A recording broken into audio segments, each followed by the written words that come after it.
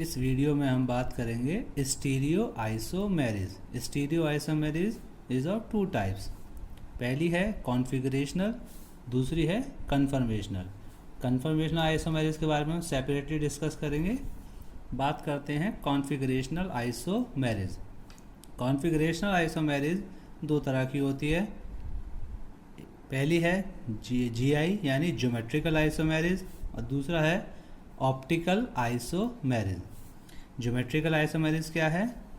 ऐसे आइसोमर्स जिनका molecular formula same होगा लेकिन carbon carbon double bond, carbon nitrogen double bond या नाइट्रोजन नाइट्रोजन डबल बॉन्ड के अराउंड एटम और ग्रुप का अरेंजमेंट या कनेक्टिविटी डिफरेंट होती है। For example cis trans isomerism.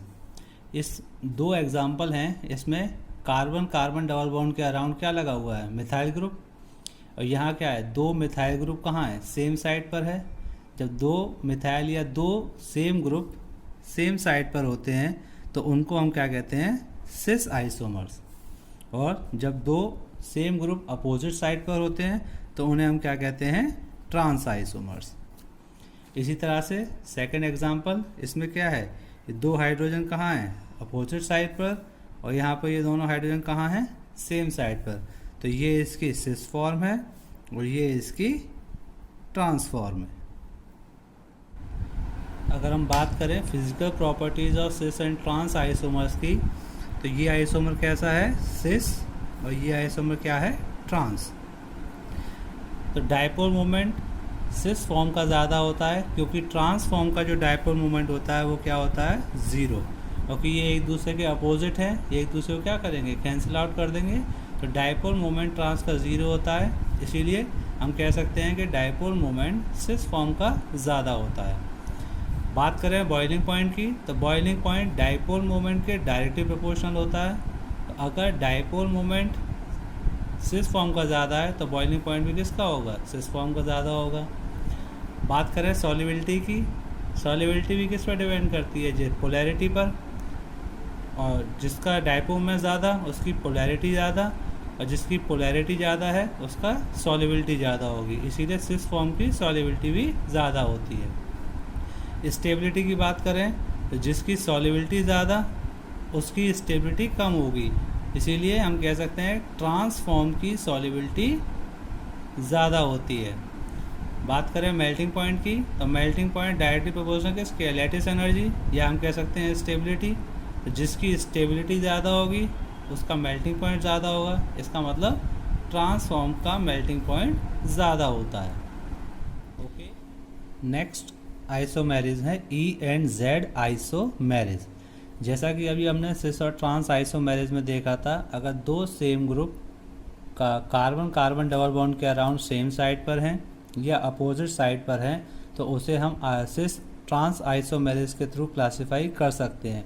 लेकिन अगर कार्बन कार्बन डबल बॉन्ड के अराउंड चारों एटम या ग्रुप डिफरेंट हैं तो आप उसे सिस और ट्रांस आइसोमेरिज के थ्रू क्लासिफाई नहीं कर सकते। उसके लिए हमें क्या यूज़ करना होता है? E and Z system. कैसे हम इस ई एंड जेड सिस्टम या ई एंड जेड आइसोमेरिज को डिफाइन करेंगे?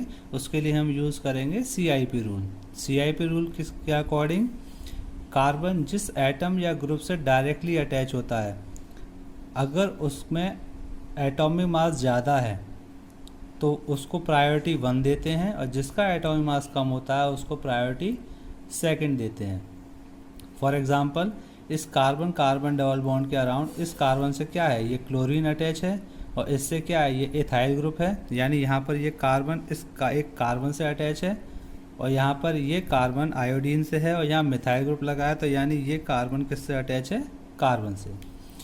तो ये कार्बन क्लोरीन से है, तो क्लोरीन का एटॉमिक मास कार्बन से ज़्यादा होता है, तो इसलिए क्लोरीन को हम क्या देंगे?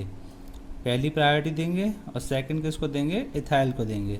इसी तरह से इधर आयोडीन का एटॉमिक मास ज़्यादा होता है कार्बन से, तो इसको प्रायोरिटी 1 देंगे और इसको 2 देंगे।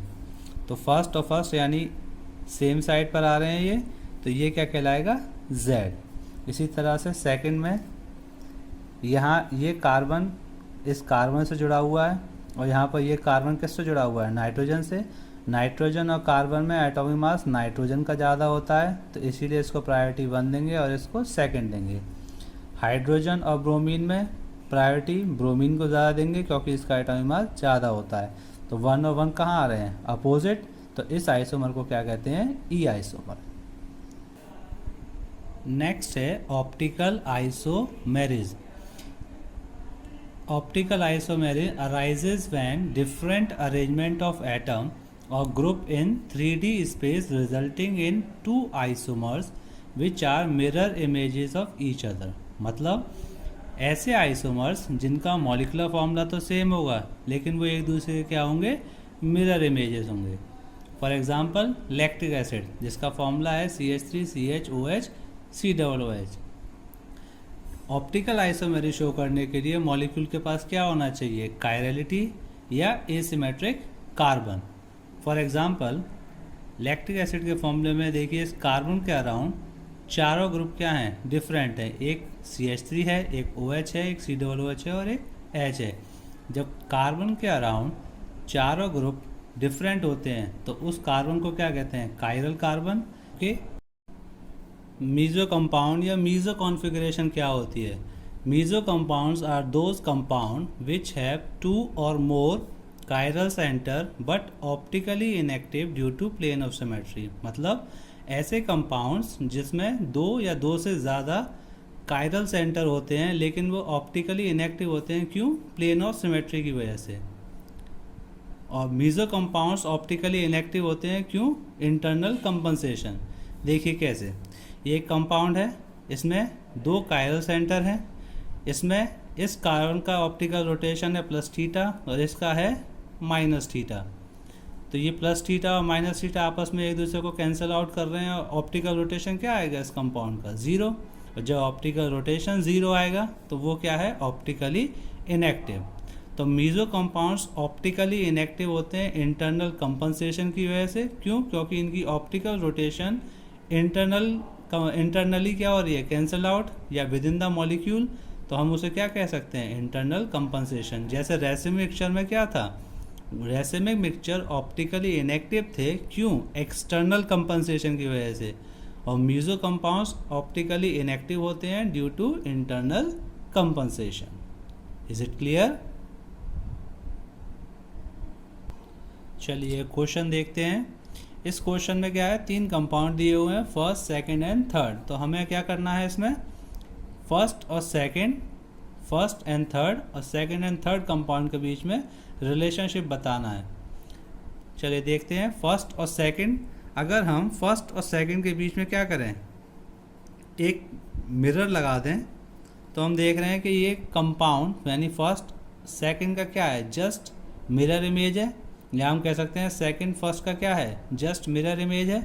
और अगर हम फर्स्ट कंपाउंड को सेकंड कंपाउंड के ऊपर सुपर इम्पोज करते हैं तो ये तो एक दूसरे को क्या करेंगे? सुपर इम्पोज भी नहीं करेंगे। तो हम क्या कह सकते हैं?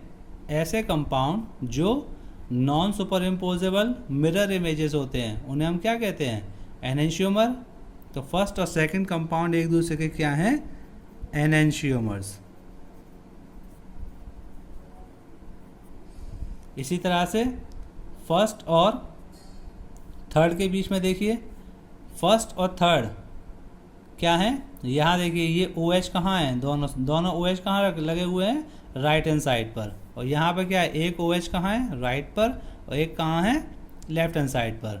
तो ये दोनों कंपाउंड एक दूसरे की मिरर इमेज तो नहीं हो सकते।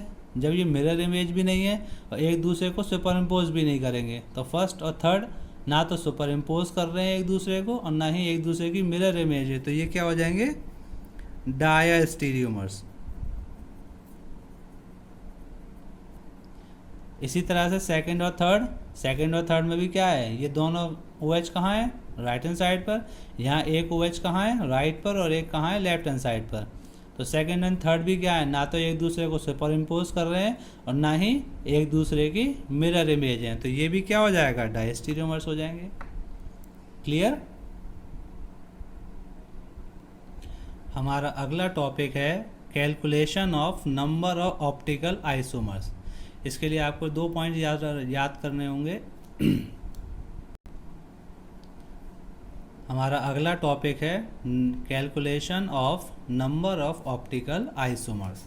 इसका पहला पॉइंट है व्हेन मॉलिक्यूल इज़ अनसिमेट्रिकल।